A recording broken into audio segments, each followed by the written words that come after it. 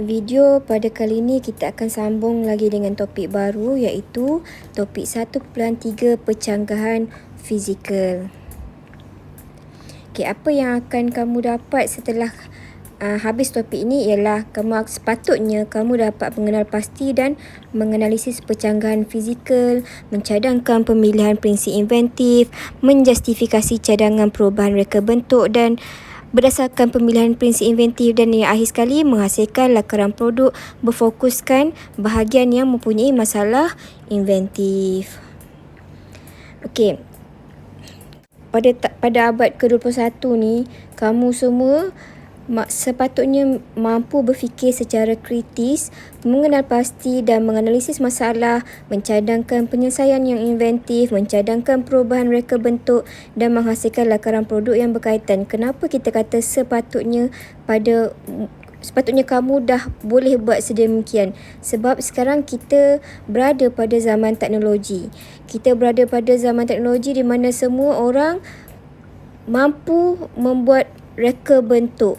Sama ada reka bentuk mudah ataupun reka bentuk yang sukar. Secara tak langsung, kalau kamu perasan ataupun kamu tak perasan pun, memang kamu dah buat satu reka bentuk. Contohnya, kamu ada masalah dengan meja kamu bersepah.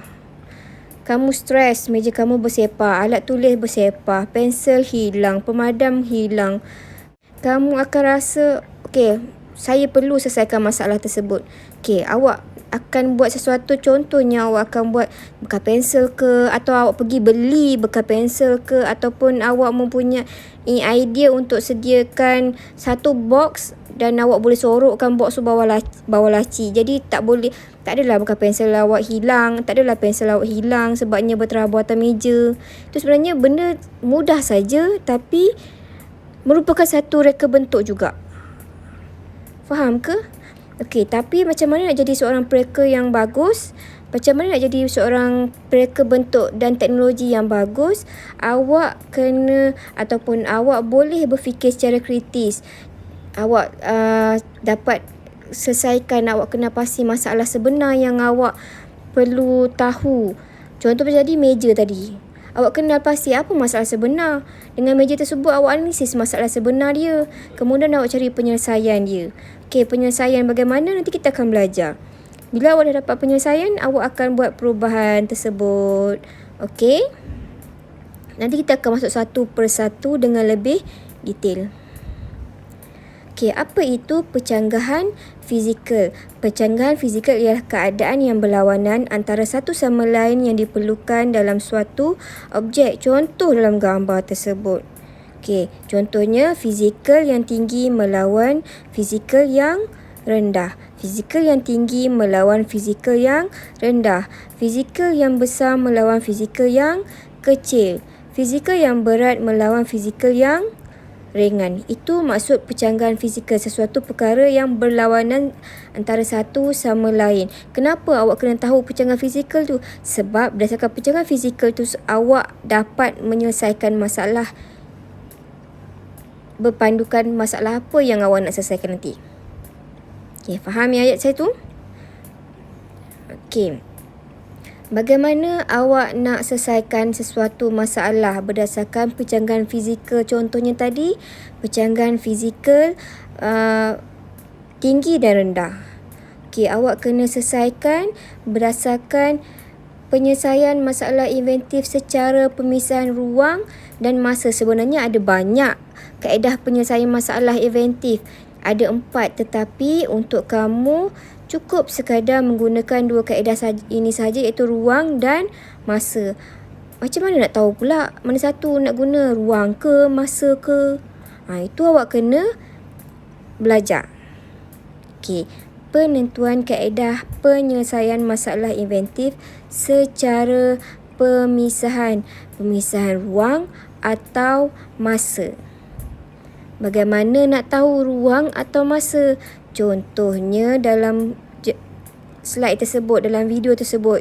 Contoh pada jadual 1.3.1, awak ada contoh objek kerusi tadi.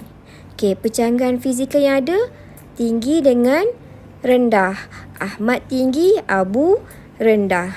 Jadi contoh situasinya, kerusi perlu tinggi untuk murid yang tinggi dan perlu rendah untuk murid yang rendah.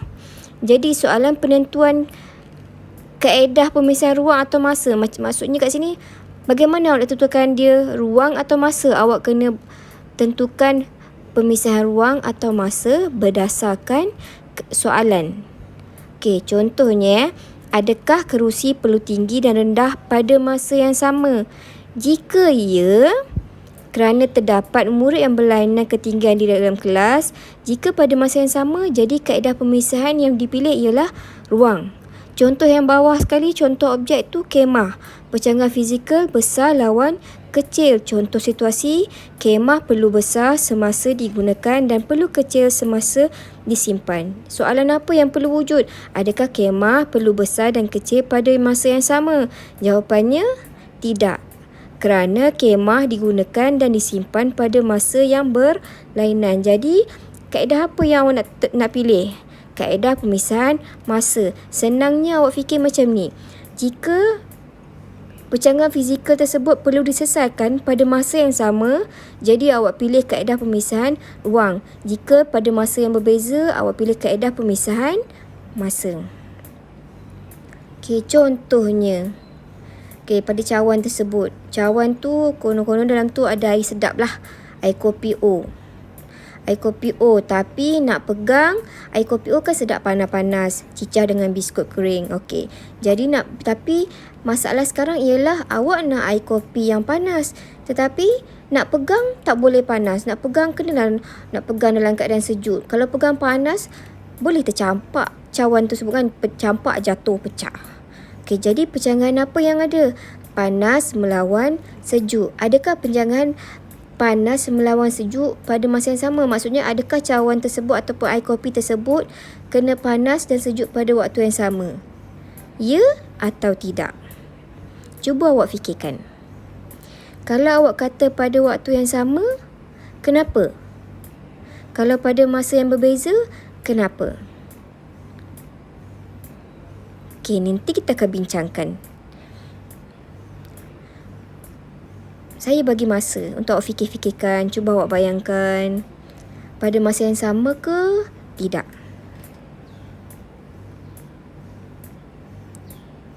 Ya. Panas melawan sejuk pada masa yang sama. Sebab awak nak minum air panas, awak nak cicah biskut yang panas. Masa yang sama juga, awak nak angkat cawan tersebut dalam keadaan sejuk. Cawan yang sejuk, bukan air yang panas. Pada masa yang sama awak nak angkat, dan pada masa yang sama awak nak air tersebut panas. Jadi kita pilih kaedah pemisahan ruang. Sebab pada masa yang sama jadi ruang. Kalau pada masa yang berbeza, kita ambil pemisahan masa. Okey, bila awak pilih kaedah pemisahan ruang, okey, awak tengok pada jadual yang mana satu? Jadual 1.32 ke, yang warna oranye ke, yang warna purple? Kalau awak pilih kaedah pemisahan ruang, awak boleh pilih prinsip inventif yang berwarna oranye. Tapi kalau awak pilih kaedah pemisahan masa, awak perlu tengok jadual yang warna purple. Okey, kedua-dua kaedah inventif ada 7 pilihan. Tidak semestinya awak guna satu sahaja. Tidak semestinya awak guna semua. Awak boleh gabungkan. Awak boleh guna yang mana-mana. Tetapi jika awak guna kaedah pemisahan ruang, hanya gunakan kotak yang berwarna oranye. Jika awak pilih kaedah pemisahan masa, awak hanya gunakan kotak berwarna purple. Okey, untuk cawan tadi, awak pilih kaedah pemisahan ruang sebab pada masa yang sama. Secara logiknya awak nak pilih yang mana? Okey, kita ada 7 sini. Pembahagian konsepnya membahagikan objek kepada beberapa bahagian kecil. Contohnya macam perabot DIY. Senang nak alih, awak daripada meja besar, awak nak bawa masuk kereta, awak belilah produk yang boleh cabut, pasang kemudian pengekstrakan, memisahkan atau mengeluarkan bahagian yang mendatangkan gangguan daripada objek. Pemisahan unit pendingin hawa di dalam dan di luar bangunan supaya bunyi, bising dan haba panas dapat diasingkan. Ataupun kualiti setempat iaitu mengubah struktur objek dan pengaruh luaran daripada seragam menjadi tidak seragam dan menjadikan setiap bahagian objek memenuhi fungsi berbeza yang berguna. Bekas menyimpan makanan pelbagai petak berbeza dan pelbagai fungsi. Yang seterusnya ada penyarangan. Apa maksudnya? Meletak atau memasukkan satu objek ke dalam satu objek yang sama tetapi berlainan saiz. Contohnya antena radio yang boleh dipanjangkan dan dipendekkan. Kemudian filem nipis dan cangkang boleh lentur. Membalut, melapik atau membungkus objek menggunakan lapisan filem nipis dan cangkang boleh lentur. Pelindung cahaya cermin kereta. Okey, pengantara, mengadakan bahagian baharu atau antara dua objek, menggunakan objek atau proses pengantara, mencantumkan dua objek secara sementara. Contohnya, sarung tangan ketua menjadi pengantara antara tangan dengan objek panas dan seterusnya. Tidak simetri, mengubah bentuk satu objek daripada simetri menjadi tidak simetri. Menukar bentuk bulat jam dinding ke bentuk tidak sekata. Okey, jika awak pilih prinsip inventif bagi kaedah pemisahan masa, ada 7 juga prinsip yang awak boleh pilih, iaitu kedinamikan. Maksudnya memecahkan satu objek kepada bahagian kecil yang boleh bergerak atau mengubahkan sesuatu bahagian objek daripada tidak bergerak kepada bahagian yang bergerak. Okey, kemudian tindakan awal. Penerangannya, melakukan tindakan awal untuk mengawal risiko. Contohnya apa? Beg udara di dalam kereta untuk mengurangkan risiko kecederaan ketika kemalangan. Prinsip yang ketiga ialah tindakan berkala, iaitu menukar tindakan berterusan kepada tindakan berkala. Lampu jalan menyala berkala mengikut waktu siang dan malam. Okey, tindakan keterlaluan, iaitu jika tindakan tidak berhasil, lakukan tindakan yang sama tetapi secara berlebihan atau berkurangan agar dapat memudahkan penyelesaian. Maksudnya apa? Contohnya kat sini ialah proses menabur serbuk gula di atas donat untuk mengurang atau menambahkan kemanisan. Okey. Prinsip yang seterusnya ialah pengembangan terma. Menggunakan prinsip terma, pengembangan atau pengecutan terhadap sesuatu bahan. Contohnya, pemutus lita yang menggunakan prinsip terma pemula lampu pendaflong. Okey, seterusnya ialah pembuangan dan pemulihan. Membuang bahagian yang telah menjalankan fungsinya. Contohnya, kapsul ubat yang boleh larut. Okey, kat sini awak faham tak? Saya nak bagi contoh. Contohnya ubat tadi kan. Senang nak pegang tapi dalam ubat tu dalam bentuk serbuk. Jadi macam mana nak makan? Nak mudahkan dia makan. Sebab tu dia bagi contoh pilihan prinsip inventif, iaitu pembuangan dan pemulihan. Kapsul ubat diletakkan dalam ubat yang letak dalam kapsul. Jadi bila awak makan, kapsul tu larut, ubat tu pun masuk dalam badan. Okay, kemudian ialah tindakan berterusan yang berfaedah. Menjalankan sesuatu kerja secara berterusan. Contohnya jana kos elektrik, mesin dan mesin pelelas. Okey, untuk masalah cawan tadi. Masalah cawan tadi ialah kaedah pemisahan ruang yang awak pilih. Jadi daripada kaedah pemisahan ruang ada 7 prinsip. Prinsip apa yang paling sesuai awak buat berdasarkan masalah tersebut? Panas dan sejuk.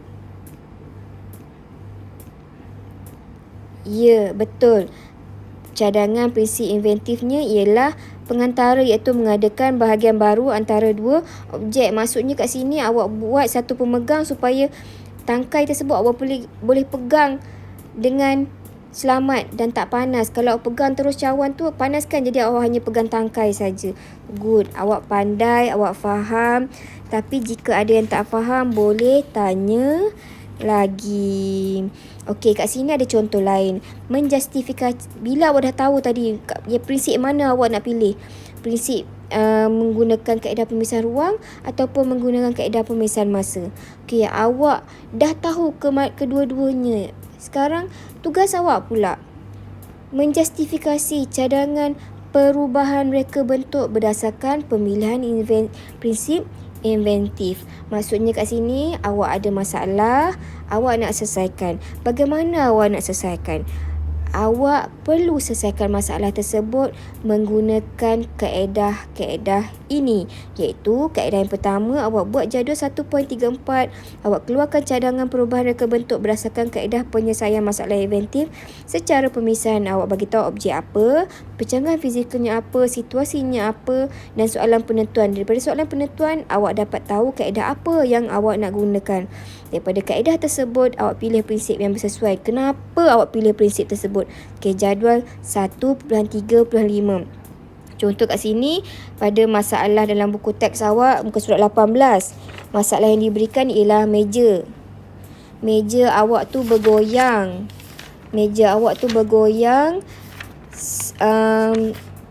Bergoyang tak boleh nak tampung. Okey, kita sebenarnya contohnya pada muka surat 13. Okey, meja tidak stabil, nak letak buku berat, jadi kaki dia bergoyang. Jadi kat sini dia pilihlah prinsip inventif masa, iaitu kedinamikan. Kaki meja boleh ditanggalkan daripada cantuman dengan mudah. Dengan muka meja yang menggunakan konsep ikatan skru, boleh pasang semula dan kemudian memasang roda pada hujung kaki agar mudah digerakkan. Okey, itu ialah contoh yang ada dalam buku teks tu.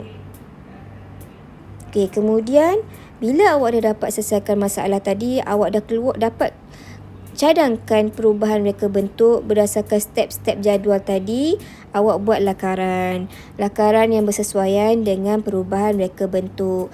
Contoh tadi, untuk meja tadi, perubahan pertama, kaki meja jenis boleh ditanggalkan daripada cantuman dengan muka meja yang menggunakan konsep ikatan. Okey, lukis perubahan yang pertama. Mesti ada label. Awak dah belajar kan, bila buat lakaran mesti berlabel. Lakaran menggunakan pensel, label menggunakan pen, label mesti lengkap. Okey, perubahan yang kedua, buatkan memasang roda pada hujung kaki meja agar mudah digerakkan. Okey, setakat ini ada apa-apa masalah ke? Okey, cikgu harap penerangan cikgu yang agak laju tetapi ringkas kita boleh bincangkan dengan lebih detail dalam link yang saya akan bagi nanti. Boleh ya?